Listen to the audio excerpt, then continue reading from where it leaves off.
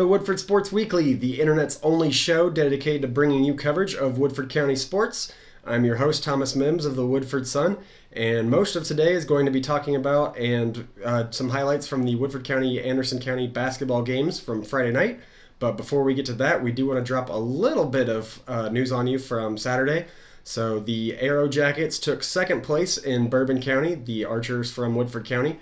And then over at Harrison County, the Matt Jackets, the wrestling team, took first place in their duels meet at Harrison County. And that gives them a little bit of nice momentum and headwind heading into next Saturday's state duels at Lindsey Wilson College. So just a quick little update on those two teams. And then one more piece of news for you. Sunday, Dagan Bush, the Woodford County right tackle, committed to Eastern Illinois University. And that actually is a big day for Eastern Illinois between Dagan's commitment and then quarterback Jimmy Garoppolo of the 49ers making it to the Super Bowl. So a big day for them. Jimmy Garoppolo goes to the Super Bowl. And more importantly, Dagan Bush joins their program in 2020. And if you don't remember Dagan, here he is in our countywide issue. Nice little story I did about him, if I do say so myself. Check that out if you haven't already. And here we go. We'll start our highlights with the boys' game as Riley Gardner takes it to the rim and gets the layup for the first 2 points of the night for the Yellow Jackets. It was a slow-played first half here. Anthony Tabor is going to get the 3 for 3 of his 8 points. He scored all of them in that first half, but wait till you see what he did in the second half. The Jackets would lead 7-6 after the first quarter here. In the second, Hunter Penn's going to get 2 of his points on the night. He'd finish with 9 as he gets the mid-range jumper to go.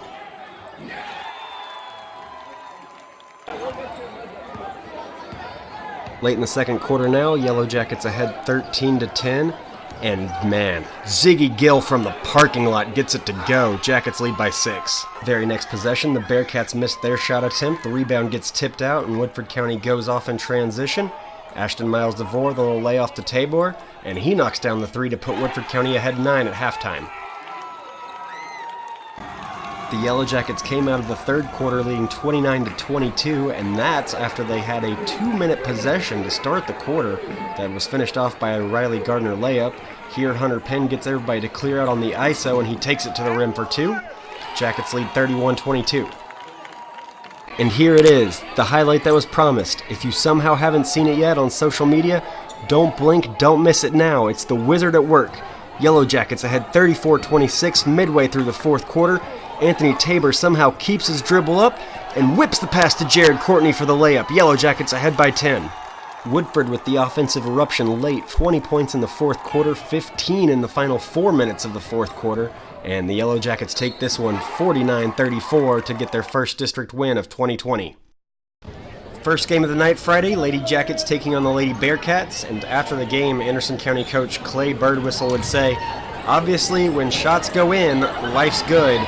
And a lot of shots went down for the Lady Bearcats Friday night as they roll over Woodford County 68-23. Anderson County moves to 5-0 in the district, and Woodford County falls to 0-3. All right, and now we are joined by Chris Leach of the Anderson News. Chris, how are you? I'm good. How are you doing, Thomas? Pretty good. So Friday night we both saw Woodford County take on Anderson County in the girls and boys basketball game. Let's start first with the girls. I don't think we were necessarily surprised with the end result with Anderson County winning, as they're one of the top 10 teams in the state. But let's just kind of go through the way that game developed. I came into the gym a little late, traffic. It was 3-2, Woodford was leading. It's like, okay, they're hanging tough. All of a sudden, in the blink of an eye, I think it was, 27-7 after the first quarter. They ballooned very fast, yeah. I actually didn't get to pay attention to much of the first half either. Came in and Anderson's lead was already at the 30 real quick. So you mentioned we weren't surprised by the result. I was surprised by the way the score blew up so fast. It was, Anderson's known to knock down shots, but to put up 50 in the first half is pretty remarkable, I'd say, for any team. Yeah, and this is the second time against district opponents this has happened to Woodford County. Against Spencer County earlier this season, it was 43-43, I believe, at one point. And going into the fourth quarter, and that game ended at 70-49, I want to say, something like that. So Woodford County's had a bit of trouble keeping up with district opponents. Just in these quick little spurts, all of a sudden they get 30, 40 points scored on them, and that kind of ends up being the difference. I want to talk first, I guess, about Anderson County's girls. We've kind of mentioned that they're going to be a top 10 team in the state, considered by most people a top 10 team in the state. Just talk a little bit about them, what they've got going on, and why they're the district favorites. Well, I mean, they've owned the district for the last couple of years, so it's no surprise again that they're the favorite again this year. And they returned practically everybody from last year's team. They're led by junior guard Sophie Smith, junior guard Rachel Satterley. They both played a lot of minutes last year and are just doing the same thing they did last year, playing minutes, knocking down shots. The transfer of Mia Jenkins, a sophomore who came from Henry Clay, doesn't hurt either. She was one of the best players on the court on Friday, and she's really good to get into the basket, really good on defense too, really long, really good at getting disruptive in the lanes. You mentioned they're a top 10 team in the state, and I think if they were in a lot of other regions, they'd be a favorite to go to state, but it's tough when you're in the 8th region and you get matched up against Simon Kenton most of the time. Yeah, I think Anderson, only 2 seniors too, so they'll continue to kind of be a problem for a lot of teams, right? 2 seniors, 3, something like that. Yeah, 2 seniors. One of them is a starter, and one of them just plays sparing minutes here and there. So I kind of looked at next year as being the year that Anderson really could make a run at going to state, because Simon Kenton returned everybody from last year, and they ended up beating Anderson in the region tournament last year. So I wouldn't be surprised if Simon Kenton goes back to state this year from the 8th region, but next year I think, if Anderson does get it done this year, I think next year could be their year. So it's flipping it over a little bit to the Woodford County girls. Their struggles have been mostly just new coaching staff, injuries all throughout the early part of the season. They're still kind of trying to find their footing, find their style of play, and it seems like every time they get maybe a win or 2 here or there and start kind of building a little momentum, they run into somebody like a Bardstown, like an Anderson County, and then it kind of almost resets things, and they go back to trying to look for that first win, get a second win in a row, that kind of thing. Just looking ahead a little bit to the district tournament, besides Anderson County, and of course in the region they'll have to contend with Simon Kenton, the Lady Bearcats will. But who else do you really see as kind of a problem that could keep Woodford County out of that runner-up spot? I think Spencer County's looked really good this year. Out of all the district teams that Anderson has faced so far, I'd say Spencer was the one that impressed me the most. And Shelby County just beat North Oldham last night too, so both of those teams have looked good. Collins is obviously going to be good if they got Olivia Federley, and Woodford, you mentioned, returned a lot of their players. I thought they'd be a little bit better than what they are right now. So I think that spot for the runner-up is going to be really interesting to watch between the remaining 4 teams in the district. All right, so let's flip it over to the boys' side now. The Woodford boys picked up the win Friday night, 49-34. That game was a strange one to watch. It was played at a snail's pace for about the first 3 quarters before things kind of finally picked up. When you talked to the coach for Anderson County, was that kind of like his idea for the game going in, was to play that slow style? Because it seemed like Anderson kind of set the tone, and then they started falling behind, and that kind of backfired on them a little bit. Yeah, they've done that before. I remember earlier in the year they beat Casey County 33-28.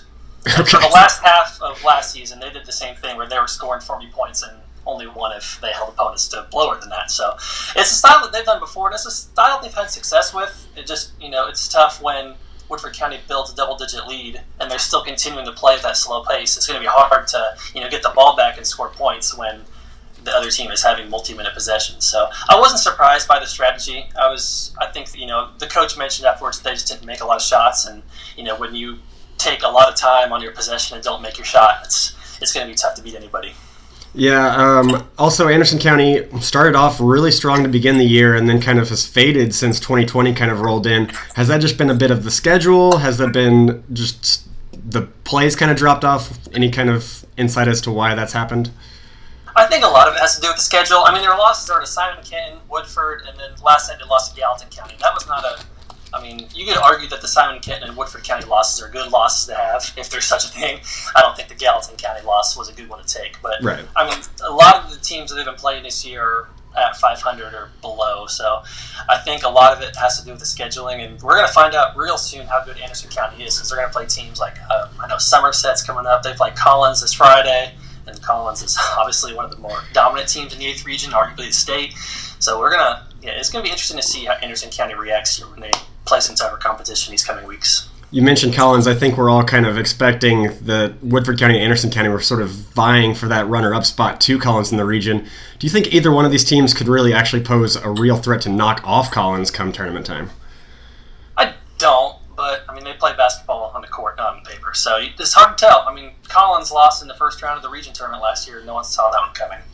But, if I had to pick right now, I'd pick Collins to make it out of the 8th region. But between Anderson County hosting districts, and Woodford County with obviously Hunter Penn. The thing that's interesting about Collins is they really don't have that much size. Their leadership is behind the two guards, which are both top 5 players in the state. But I wouldn't be surprised to see a scenario where Hunter Penn is getting all he wants against Collins, and maybe it ends up in a win for Woodford. Who knows? But a district tournament this year's gonna be a lot of fun for the boys.